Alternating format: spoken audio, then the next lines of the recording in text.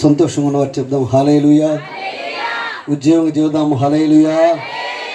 కాస్త నవ్వుతూ చెబుదాం హల్లెలూయా, హల్లెలూయా. దేవుడు మమ్మల్ని దీవించును గాక. ఆమేన్. సెకండ్ సీజన్లో దేవుడు మన గ్రామాన్ని, మన సంఘాన్ని, స్థానిక దైవజనులు అనిల్ కుమారయ్య గారిని, వారి కుటుంబాన్ని ప్రేమించి అనుగ్రహించిన సంఘ క్షేమాభివృద్ధి దైవ సేవకుల సదస్సును ఈ మొదటి దినం ఇంతవరకు దేవుడు ఆశీర్వాదకరంగా ఉజ్జీవముగా జరిగించిన దేవాతి దేవునికి రెండు చేతులెత్తి దేవునికి స్తోత్రం చెల్లిద్దాం. హల్లెలూయా, హల్లెలూయా. రూబెన్ మినిస్ట్రీ ఆత్మీయ నాయకులు డేవిడ్ పాలయ్య గారికి, వారి కుటుంబానికి, మరియు ప్రెసిడెంట్ అయ్య గారు యేసురత్నయ్య గారికి నాకు సమయాన్ని అప్పగించిన అధ్యక్షుల వారికి, స్థానిక సంఘ కాపరి గారికి, నా తోటి దైవజనులందరికీ, చేరొచ్చిన సంఘమంతటికి ప్రభునామములో వందనాలు. పరిశుద్ధ గ్రంథం నుండి కొన్ని మాటలు ధ్యానం చేద్దాం. విలాప వాక్యములు 3వ అధ్యాయం. విలాప వాక్యములు 3వ అధ్యాయము 23వ వచనం చదువుదాం. అనుదినము నూతనముగా ఆయనకు వాత్సల్యము పుట్టుచున్నది, నీవు ఎంతైనా నమ్మదగిన వాడువు. ఆమేన్. చప్పలు కొట్టి ప్రభువుని మహింపరచండి. దేవుడు ఎలాంటి వాడంట? ఎంతైనా నమ్మదగిన వాడు. ఆమేన్. అంటే ఈ లోకంలో నమ్మదగిన వారు ఎవరునూ లేరు, ఆయన ఒక్కడ మాత్రమే నమ్మదగిన వాడు. ఇక్కడ ఈ మాట అందరూ చెబుదామా? అనుదినము చెప్పండి, అందరూ చెప్పండి. అనుదినము నూతనముగా ఆయన వాత్సల్యత పుట్టుచున్నది. ఆమేన్. ఆయనకేం పుడుతుందంటే అండి? వాత్సల్యత. ఆమేన్. వాత్సల్యత అనగా ప్రేమ, దయ, కనికరము, జాలి. ఆమేన్. హల్లెలూయా. ఆయనకి ప్రతి దినము కూడా నూతనముగా ఎప్పటికప్పుడు ఆయన మనపైన కనికరం చూపిస్తున్నాడు, దయ చూపిస్తున్నాడు, జాలి పడుతున్నాడు, ప్రేమ చూపిస్తున్నాడు, సమాధానం ఇస్తున్నాడు. ఎందుకంటే ఆయన ఎంతైనా నమ్మదగిన దేవుడు. ఆమేన్. హల్లెలూయా. విలాప వాక్యములు అంటే ఏంటి? విలాప వాక్యములు అంటే ఏంటి? విలిపించడం అంటే ఏంటి? ఏడవడం, దుఃఖపడడం, కన్నీళ్లు కార్చడం, మొరపెట్టడం, విజ్ఞాపన చేయటం, ప్రభు పాదాలు పట్టుకొని పశ్చాత్తాపడడం. Praise lord. ఇజ్రాయేలీలు ఐగుప్తులో బానిసలుగా ఉన్నప్పుడు వారు దేవుని సన్నిధికి చేరి వారు ఏం చేశారండి? నిట్టూర్పు విడుచుచు, కన్నీరు కార్చుచు, దుఃఖపడుచు ఉన్న సమయమున పితరులకు ఇచ్చిన వాగ్దానమును దేవుడు జ్ఞాపకం చేసుకున్నాడు. Praise lord. ఆయన నిబంధనను జ్ఞాపకం చేసుకున్నాడు, వారి యందు లక్ష్యం ఉంచాడు. Praise lord. మనకు దేవుడు ఏ నిబంధన అయితే చేశాడు, మనకేదైతే వాగ్దానం ఇచ్చాడో, మనం ఈ రీతిగా ప్రభు పాదాలు పట్టుకొని విలపిస్తూ ఉండగా, ప్రలాపిస్తూ ఉండగా, కన్నీరు కారుస్తుండగా, దుఃఖపడుతుండగా, వేదన పడుతుండగా, ప్రభు పాదాలు పట్టుకొని పశ్చాత్తాపడుతుండగా దేవుడు అంటున్నాడు కదా, అనుదినము నూతనముగా ఆయనకు వాత్సల్యత పుట్టుచున్నది. ఆమేన్. అంటే నిన్న గతించినవి, మన పాపములు, మన అవిధేయతలు, మన యొక్క లోపములన్నిటినీ ఆయన మర్చిపోతున్నాడు. ఈ దినం ఆయన మనల్ని ప్రేమించి, కరుణించి, క్షమించి ఈ మొదటి క్షేమాభివృద్ధి దైవ సేవకుల సదస్సుకు ఆయన ఎందుకు తీసుకొచ్చాడంటే ఆయన వాత్సల్యత ఏంటో తెలియచేయడానికి. ఆమేన్. హల్లెలూయా, హల్లెలూయా. దీనులైన వారిని దేవుడు ఏం చేస్తాడు? పైకి లేపగలిగిన దేవుడైన, దీనులను పెంటకుప్పు నుండి పైకి లేపగలిగిన దేవుని బిడ్డలం. Praise lord. హల్లెలూయా. అంటే దేవుని సన్నిధికి వచ్చిన మనము ఆయన వాత్సల్యత ఏంటో గ్రహించాలి. Praise lord. ఆయన వాత్సల్యత చూపిస్తూనే ఉన్నాడు మన పైన. ఏ ఎన్నిక లేదు, యోగ్యత లేదు, ఏ అర్హత లేదు, ఏ మంచి లేదు మనలో. ఆయన కోరినది మనలో ఏది కనబడట్లేదు, ఆయనకి ఇష్టమైనది మనలో ఏమీ లేదు. అయినను ఆయన కరుణిస్తూనే ఉన్నాడు, క్షమిస్తూనే ఉన్నాడు, ప్రేమిస్తూనే ఉన్నాడు, జాలి పడుతూనే ఉన్నాడు, దయ చూపిస్తూనే ఉన్నాడు. ఈ లోకంలో మనుషుడు వాత్సల్యత చూపించట్లేదు. భర్త చూపించట్లా, భార్య చూపించట్లా, కన్నబిడ్డలు చూపించట్లా, స్నేహితుడు చూపించట్లా, రక్త సంబంధులు చూపించట్లేదు. జాలి పడేవాళ్ళు లేరు, మరి కనికర పడేవాళ్ళు లేరు, దయ చూపించే వాళ్ళు లేరు, ప్రేమించే వాళ్ళు లేరు. ఈ లోకంలో ఎక్కడా కూడాను దేవుని వంటి వాత్సల్యత కనబడని దినాల్లో మనం ఉంటున్నాం. ఆమేన్. ఏ మంచి లేని నన్ను మిన్నగా ప్రేమించి నీ ఇంటికి చేర్చితివి ఈనాడయ్యా. ఏ మంచి లేని నన్ను మిన్నగా ప్రేమించి నీ ఇంటికి చేర్చితివి ఈనాడయ్యా. ఆమేన్. హల్లెలూయా. ఈనాడు తన ఇంటికి చేర్చాడు, అనగా దేవుని సన్నిధికి చేర్చాడు.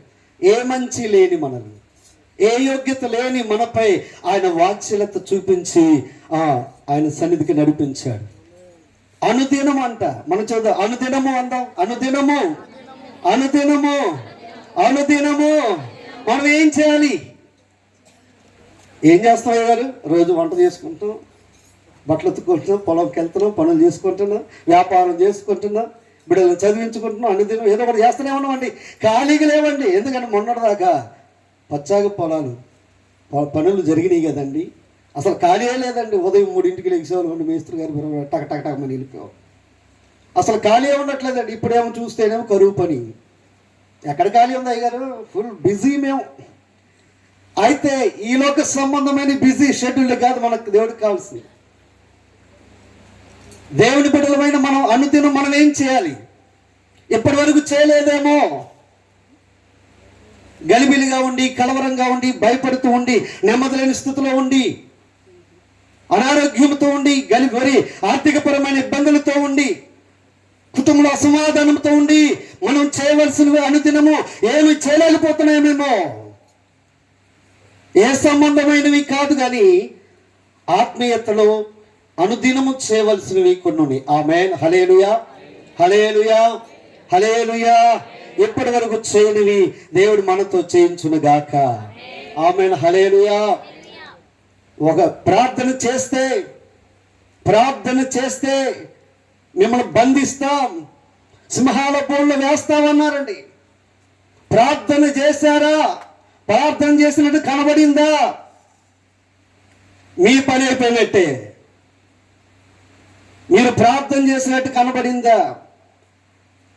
ప్రార్థన చేస్తున్నట్టుగా మేము చూసామా, మాకు దొరికారా? మీ పని అయిపోద్దంటే సింహాల బోన్లు వేసేస్తాం, మిమ్మల్ని చంపేస్తాం అంటున్నారు. అయితే భక్తుడు కదా దానియేలు అనుదినం ముమ్మారు మోకరించి దేవుని సన్నిధిని ప్రార్థన చేస్తున్నాడు. Praise the lord. ప్రార్థన చేస్తే చంపేస్తామన్న ఆ తరుణంలో ఆజ్ఞ వినబడినను తన ఇంటికి వెళ్ళి యెరూషలేము కిటికీలు తెరిచి మోకరించి చేతులెత్తి అనుదినం ముమ్మారు మోకరించి ప్రార్థన చేస్తున్నాడు. ఆమేన్. హల్లెలూయా, హల్లెలూయా. శ్రమలు, ఆటంకములు, అవరోధములు, వ్యతిరేకతలు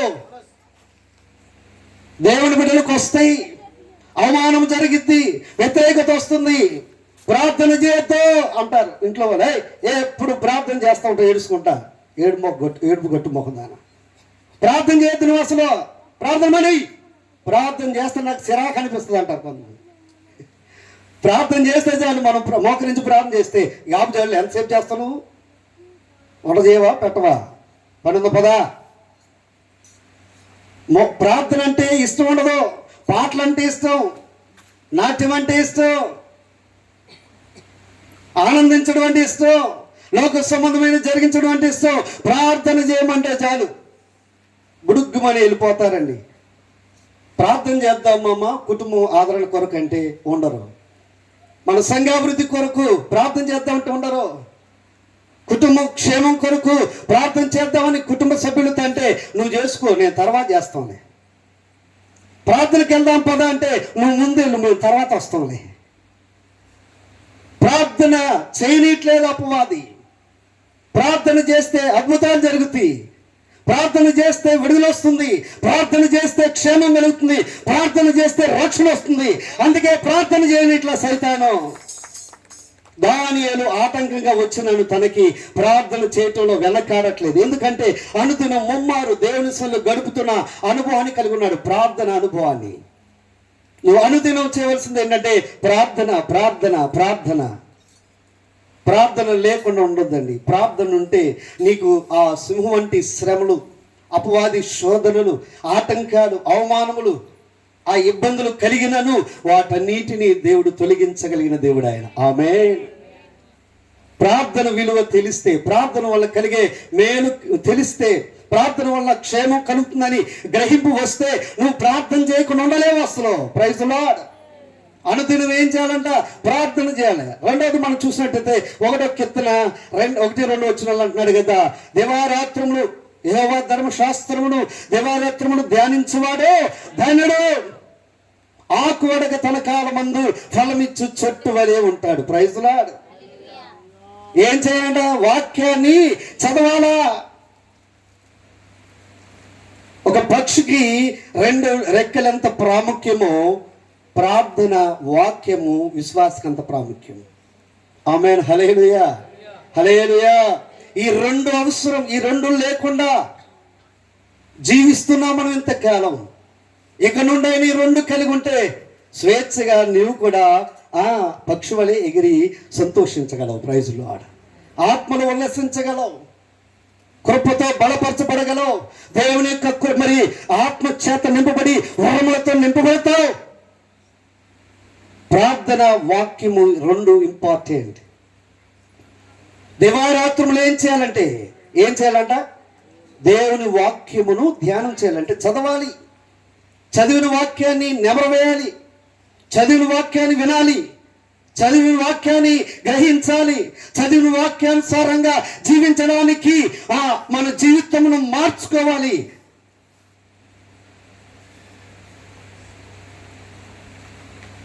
నీతిమంతుల సభలో పాపులు నిలవరండి. నీతిమంతుల సభలో పాపులు నిలవరు. ప్రార్థన లేకపోతే, వాక్యము లేకపోతే అపవాది పాపంలో పడవేస్తాడు. నువ్వు నీతిమంతుడవు, నువ్వు దేవుని బిడ్డవి, దేవుని స్వరూపమును, దేవుని పోలికను కలిగి ఉన్నావు. నీకు ఈ 2 అవసరమైందని మనం జ్ఞాపకం చేసుకుందాం. Praise the lord. హల్లెలూయా. 9వ కీర్తన 10లో అంటున్నాడు కదా, అనుదినం వేకువ జామునే లేచి నేను నిన్ను ఏం చేస్తానంటున్నాడు? వేకువ జామునే లేచి మేస్త్రి గారి పిలవగానే వేకువ జామున మనం లేచి ఏం చేశాం చెప్పండి? ఏం చేశాం? వెంటనే మేస్త్రి గారు పిలవక మునిపి 3ంటికే లెగిసిపోయి వంట చేసుకొని క్యారేజ్ కట్టుకొని తినాల్సింది తిని ఏమైతే తీసుకువెళ్ళాలో ఆ వస్త్రాలు, ఆయుధాలు తీసుకొని, ఆయుధాలే కదా మనం తీసుకొని వెళ్ళి రెడీగా ఉన్నాం. మేస్త్రి గారి పిలవగానే ఠక్కమని వెళ్ళిపోయాం కదా. వేకువజామునే లేచి ప్రార్థించే అనుభవం కలిగి ఉండాలి. ఆమేన్. హల్లెలూయా. నా దేవా, నా ప్రభువా, వేకువనే లేచి నిన్ను వెతికెదను అంటున్నాడు భక్తుడు 63 మొదటి మాటల్లో. 63 కీర్తన మొదట్లో అంటున్నాడు, నా దేవా, నా ప్రభువా, వేకువనే లేచి నిన్ను వెతికెదనయ్యా. దేవుని బిడ్డలు పనులకు వెళ్ళక మునుపు, ఇంటి పనులు జరిగించక మునుపు, ఎవరు లేవక మునుపే, సూర్యుడు రాక మునుపే వేకువనే లేచి మొదటి జామున నీళ్లు కుమ్మరించినట్లుగా కన్నీరు కార్చాలండి. నీ కుటుంబం కొరకు, మన గ్రామము కొరకు, కుటుంబాల కొరకు, బంధువుల కొరకు, నశించిపోతున్న వారి కొరకు వేకువనే లేచి నువ్వు ప్రార్థించే అనుభవం కలిగి ఉండాలి. కన్నీటితో వేకువనే లేస్తున్నావా? వేకువనే లేచి ప్రార్థించి ఇంటిలోకి అపవాది రాడు. వాడి క్రియలు ఏలుబడిచేవు. కుటుంబంలో గలిమిలు కలగదు, కుటుంబంలో అసమాధానం ఉండదు, కుటుంబంలో లేని అనేది ఉండదు. వేకువనే లేచిన అనుభవాన్ని నువ్వు కలిగి ఉండాలి. ఆమేన్. హల్లెలూయా, హల్లెలూయా. అనుదినం ఏం చేయాలంట? వేకువని లేచిన అనుభవాన్ని కలిగి ఉండాలి.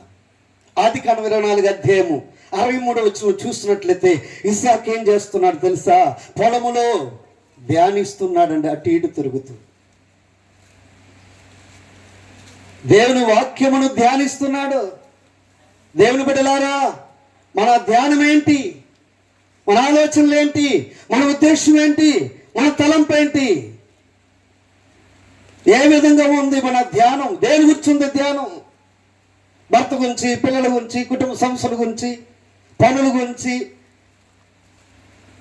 దేని గురించో ధ్యానిస్తున్నామే తప్ప పొలంలోకి వెళ్ళినప్పుడు పని చేసుకోవడానికి, పొలంలోకి వెళ్ళినప్పుడు పని చేసుకుంటూ ప్రభుని గూర్చిన ధ్యానం నువ్వు కలిగి ఉన్నావా? నీకు ఇచ్చిన రక్షణ విషయంలో ధ్యానం కలిగి ఉన్నావా? నీకు ఇచ్చిన పరలోకపు వారసత్వ విషయంలో నువ్వు ధ్యానం కలిగి ఉన్నావా? దేవుని గుర్చిన ఆ శిలువ మరణ పునరుద్ధానం గుర్చిన ధ్యానమును నువ్వు కలిగి ఉన్నావా? అటు ధ్యాన అనుభవం నువ్వు కలిగి ఉన్నట్లయితే నువ్వు ధన్యుడు అండి. పెళ్లి కావలసిన యవ్వనస్తుడై ఉన్న ఇస్సాకు పెళ్లి చేసుకోబోయే ఆ స్త్రీ గురించి ధ్యానం చేయట్లేదు. ఆమె ఎంత అందంగా ఉందో, జడ పొడిగి ఎంతగా ఉందో, నాకు తగ్గినట్టుగా ఉందా లేదా, ఈడు జోడు బాగుంటామా లేదా, అమ్మాయి ఎలా ఉంది అనే ఆలోచన ఇస్సాకు చేయట్లేదు. ఓ యవ్వనస్తులారా, నీ ధ్యానం ఏంటి? నీ ఆలోచనలు ఏంటి? నీ తలంపులు ఏంటి?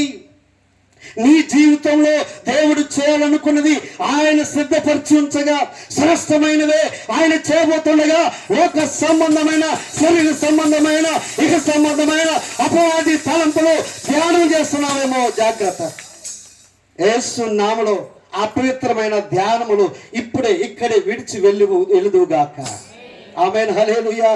దేవుని గురించిన ధ్యానమును ఇస్సాకు వలె మనం కలిగి ఉండాలని దేవుడు అద్భుతం చేస్తాడండి. నిజం చెబుతున్నా, నా వివాహం గురించి ఎప్పుడు బాధపడాల. ఎందుకంటే మా తండ్రి గారిని ప్రభు మహిమలోకి తీసుకున్నారు, మా బంధువులు విడిచిపెట్టారు. ఆయనను సరే నేను అస్సలు బాధపడాలి. ఎందుకంటే మా నాన్నగారి యొక్క పరిచర్య కాలంలో దేవుడు చేసిన అద్భుతాలు నాకు తెలుసు.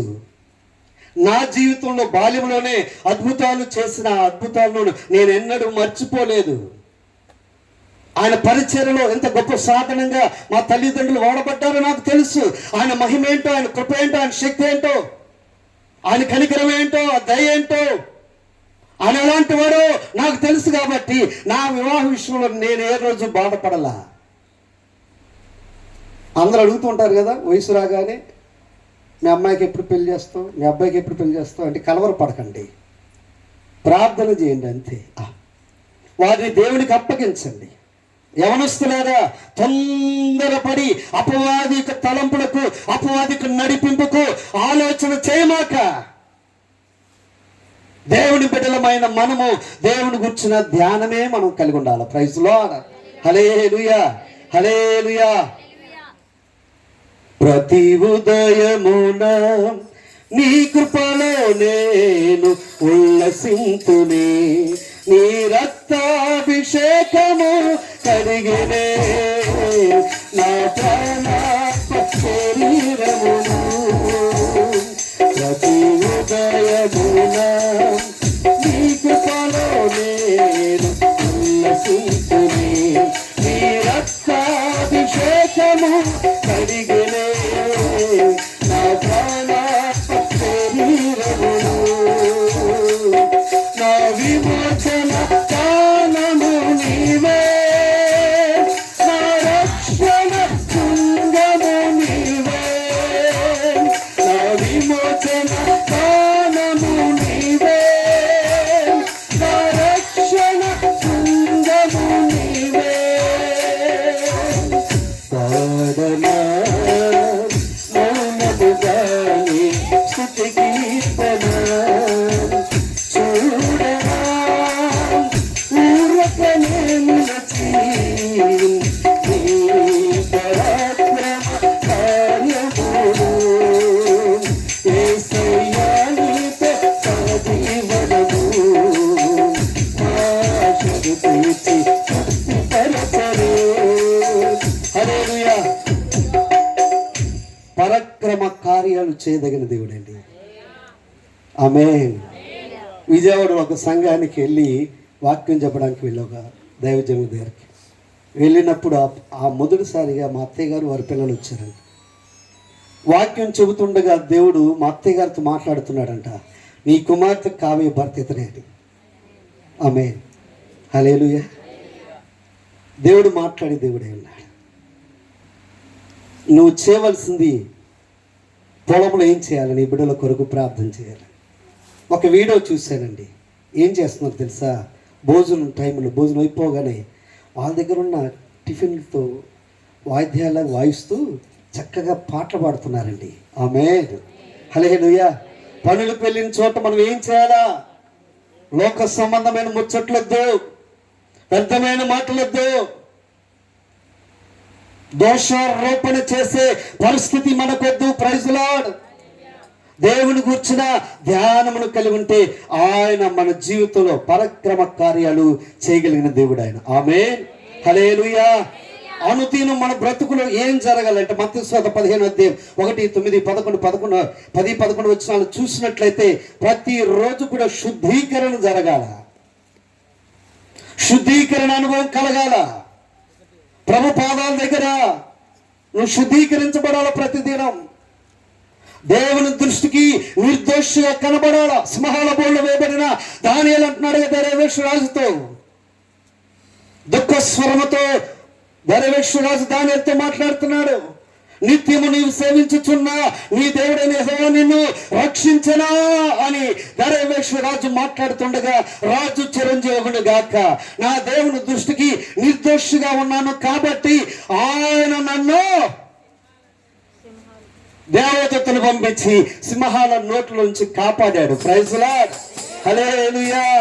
నిన్ను కాపాడగలిగిన, నీ కుటుంబాన్ని కాపాడగలిగిన, మన గ్రామాన్ని కాపాడగలిగిన, సంఘమును కాపాడగలిగిన దేవుడు మనకున్నాడు. సదాకాలం నేను మీతో ఉన్నానని వాగ్దానం చేశాడండి. భయపడమాక. అయితే నీవు ప్రతిదినం చేయవలసింది ప్రభు పాదాల దగ్గర శుద్ధీకరించబడాలా, నిర్దోషిగా నువ్వు కనబడాలా. దోషిగా కనబడే ఇశ్రాయేలీయులు మిద్యానీయులకు 7 సంవత్సరాలు అప్పగించే పరిస్థితి, అపవాదికి అప్పగించే పరిస్థితి నీ జీవితంలో రాకూడదు. ఆమేన్. హల్లెలూయా. నువ్వు శుద్ధీకరణ కలిగి ఉంటే దేవుడు అద్భుత రీతిగా దేవుడు నిన్ను ఆయన ఏం చేస్తాడంట, వాత్సల్యత చూపిస్తాడు. హోటల్కి వెళ్ళినా లేదా జ్యూస్ షాప్కి వెళ్ళినా వెంటనే ఒక జ్యూస్ ఈ బాబు అంటే వెంటనే ఏం చేస్తాడు, అతను ఏం చేస్తాడు, గ్లాస్ కడిగిస్తాడా, ఎట్లా పెడితే అట్లా ఉన్న దానిలో జ్యూస్ పోసి ఇస్తాడా, తాగుతామా, తీసి పక్కన పెడ, ఏం బాగుంది గ్లాసు, కడగయా కడుగు, కడిగిపోయి అంటాం. మనం తినే ప్లేట్ అయినా సరే, వండే వంట గిన్నెలైనా సరే క్లీన్ లేకుండా మనం ఏమి చేయం కదా. బట్టలు కూడా శుద్ధిగా ఉండాలి, నీట్గా ఉండాలి. ఉతికితే తలతలలాడాల, మెరవాల. ఎట్లా పడితే అట్లా వేసుకోం బట్టలు, ఎట్లా పడితే అట్లా వండుకోం, ఎట్లా పడితే అట్లా తినం, ఎట్లా పడితే అట్లా తాగం. మనమే ఇంత కరెక్ట్గా ఉంటే దేవుడు ఇంకెంత కరెక్ట్గా ఉంటాడు. ఆమేన్. హల్లెలూయా. శుద్ధీకరణ లేకుండా మనం ఉండకూడదండి. Praise lord. హల్లెలూయా. గమనించినప్పుడు అనుదినం ఏం చేయాలి అంటే, అనుదినము దేవాలయంలో గడిపే అనుభవాన్ని మనం కలిగి ఉండాలి. ఆమేన్. సమయం దొరికినప్పుడు అలా ఎక్కడికి రావాలా, అయ్యా తలుపులు తీసుంటాయండి, వేసే ఉంటాయా తాళాలు, మన తలుపులు మందిరం తలుపు. ఆమేన్. ఎందుకంటే సమస్త జనులకు ప్రార్థనా మందిరం. Praise lord. హల్లెలూయా. నువ్వు దేవాలయముగా నీ దేహం మార్చుకుంటే దేవాలయంలోకి రాకుండా ఉండలేవు ఒక్కరోజు కూడా. సమయం దొరికితే దేవాలయంలోకి వస్తావు, మోకరించి వ్యక్తిగతంగా ప్రభు పాదాల దగ్గర పెడతావు, బలిపీఠం మీద పడిపోతావు. అనుదినము నువ్వు దేవుని సన్నిధికి రావాలండి. వారకుడికలే కానీ ఆదివారమే కానీ దేవుడు నియమించి ఉండగా, దేవునికి అనుగ్రహించి ఉండగా నీ కుటుంబ సమేతముగా దేవుని ఆలయంలోకి రావాలి. దావీదు అంటున్నాడు కదా, నిత్యము నీ సన్నిధిలో ఉన్నట్టుగా నా కుటుంబమును ఆశీర్వదించయ్యా. దేవుని సన్నిధిని గడపాలా, దేవుని మందిరంలోనికి రావాలా. పనులకెళ్ళి ఆదివారాలు ఎన్నిసార్లు మిస్ అయిపోయామో తెలుసా మీకు? ఆదివారాలు కూడా మిస్ అయ్యారు. పనులు అలాంటివి అంటారు, వెళ్ళకపోతే కుదరదు అంటారు. రైతులు ఊరుకోరు, మేస్తులు ఊరుకోరు అంటాం. నేనేం చేశాను తెలుసా, పగటి వేళ రాలేకపోతున్నారని రెండో ఆరాధన సాయంత్రం పెట్టడం ప్రారంభించాను. పనులు ప్రారంభమైన దగ్గర నుంచి అయిపోయే వరకు సాయంత్రం కూడా 2 ఆరాధన జరిగిందండి మా దగ్గర చిరుకురుపాల్లో.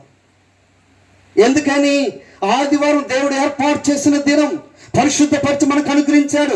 ఆ పరిశుద్ధుడైన దేవుని సన్నిధిని గడిపి పరిశుద్ధులుగా ప్రభుని ఆరాధించి ఆయన వాక్కుతో నూతన బలమును, పునరుద్ధాన బలమును పొందడానికి దేవుడు అనుగ్రహించాడు.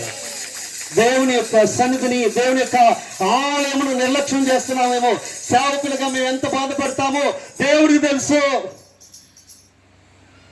జరుగుతున్న వార కొడుకులే గాని లేదా ఆదివారం ఆరాధనకే గాని మీరు ఒక్కరు కనపడకపోతే మాకెంత వేదన ఉంటుందో. ఎందుకు ఆ బిడ్డ రాలేదు, ఆ సహోదరుడు ఎందుకు రాలేదు, ఏమైంది? వెంటనే ఫోన్ చేస్తాం దైవజనులు మేము, తెలుసా? ఫోన్ చేసి అమ్మా ఎందుకు రాలేదు, ఎందుకు రాలేదు, ఓ యవనస్తుడు ఎందుకు రాలేదు, అమ్మా నువ్వు ఎందుకు రాలా? దేవుడు దైవజనులకు ఇచ్చిన భారం అండి, బాధ్యత అండి. ఆమె మరి ఎన్ని మార్లు దైవజనుడు పిలిచినా వస్తాడులయ్య గారు అంటాం, డుమా కొట్టడం. ఎన్ని డుమాలు కొట్టామండి, మార్క్స్ ఎలా వస్తాయి, ప్రతిఫలం ఎలా వస్తుంది? డుమా కొట్టే విద్యార్థికి రాదు, రెగ్యులర్గా వెళ్ళేవాడికి మాత్రమే దానికి తగిన ప్రతిఫలం వస్తుంది. ఆమేన్, హల్లెలూయా, హల్లెలూయా. నీవు ప్రతి దినం ఏం చేయాలంట? దేవుని సన్నిధిని గడపాలి. ఆ వారకుడికి ఆదివారం జరుగుతుండగా క్రమం తప్పకుండా నీవు, నీ కుటుంబం రావాలి. ఆమేన్, హల్లెలూయా. దేవుడు నిన్ను అట్టి రీతిగా నడిపించును గాక. ఆమేన్, హల్లెలూయా. అనుదినము పరమ కానాను కొరకు మనం నిరీక్షిస్తూనే ఉండాలండి. ప్రైజ్ ది లార్డ్, హల్లెలూయా. అనుదినం ఏం చేయాలంట చెప్పాలా? అనుదినం ఏం చేయాలంట? ప్రార్థించాలి. అనుదినం ఏం చేయాలంట? వాక్యం చదవాలి. అనుదినం ఏం చేయాలంట? దేవుని గుర్చిన ధ్యానం కలిగి ఉండాల. అనుదినం ఏం చేయాలంట? వేకువనే లేచి ప్రార్థించాలంట. అనుదినం ఏం చేయాలంట? శుద్ధీకరించబడాలంట. అనుదినం ఏం చేయాలంట? దేవుని మందిరంలోనికి రావాలంట. అనుదినం ఏం చేయాలంట?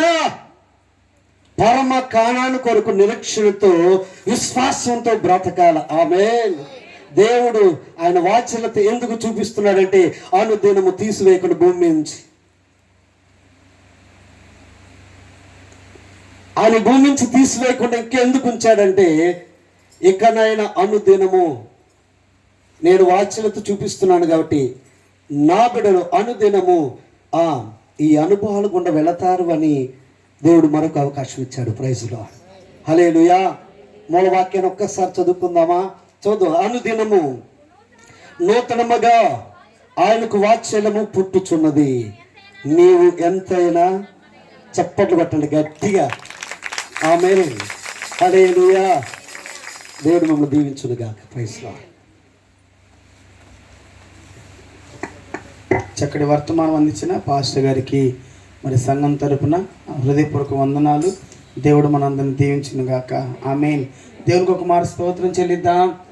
హల్లెలూయా. అందరం అలాగే కూర్చుందాం. ఈ సమయంలో మరి సుందరరావు పాస్టర్ గారు ఒక పాట పాడిన అనంతరం మనం మరొక సందేశంలోనికి వెళ్దాం.